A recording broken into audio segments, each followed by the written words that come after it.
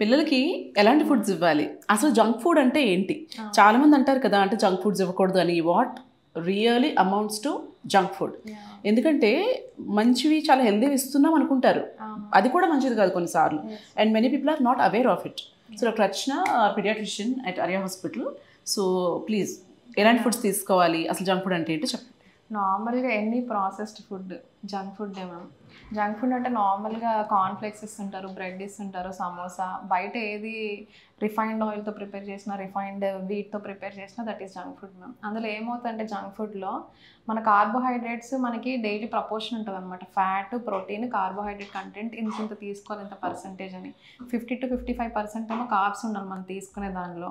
10 to 15% fat, 10 to 15% protein ఉండాలి. ఇది healthy మనదనమాట, balanced food. ఇవన్నీ మన జంక్ ఫుడ్లో ఉండవు. ఎక్కువ దే టెన్ టువర్డ్స్ ఫ్యాట్స్ అనమాట. అవి కూడా trans fats, unsaturated fats. So వాటి వల్ల ఏమవుతుందంటే బేబీ వెయిట్ గెయిన్ అయిపోతారు మ్యామ్. అన్హెల్దీ వెయిట్ గెయిన్, ప్రపోర్షనేట్గా వెయిట్ గెయిన్ అవ్వరు, ఒబెసిటీ వచ్చేస్తుంది. ఇంకా వాటిలో రిఫైన్డ్ షుగర్స్, రిఫైన్డ్ సాల్ట్స్ వేస్తారు. ఇంకా వాటి వల్ల హార్ట్ ప్రాబ్లమ్స్, కిడ్నీ ప్రాబ్లమ్స్ వస్తాయి, ఎర్లీగా వచ్చేస్తాయి అనమాట. They become diabetic early, they become heart patients early. So బొద్దుగా అలా ఉండాలి, వెయిట్ గెయిన్ అవ్వాలి బేబీ అనుకుంటారు, కానీ యాక్చువల్గా హెల్దీ ఫుడ్తో మజిల్ గెయిన్ అవ్వటం మంచిది. ఎక్కువ ఫ్యాట్ గెయిన్ అవ్వటము, too much fatty foods, processed foods ఇవి ఇవ్వడం మంచిది కాదు. అండ్ సింపుల్గా చెప్పాలంటే బేబీ ప్యాకెట్స్లో వచ్చేది ఏది కూడా మంచిది కాదు కదా.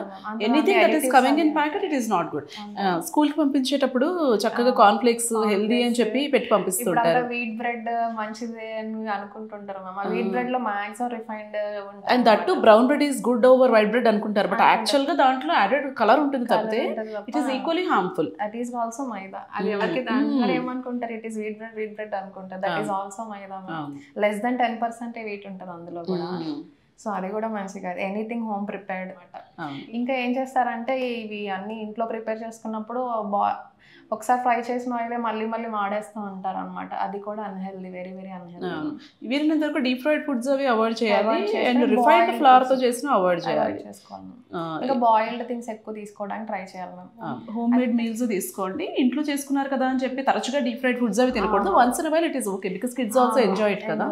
సో మీరు చేయగలిగితే మంచిదే, బట్ ఫ్రీక్వెంట్గా తినడం అనేది తగ్గించాలి ఆయిలీ ఫుడ్స్ అవి. I hope this is useful to you all.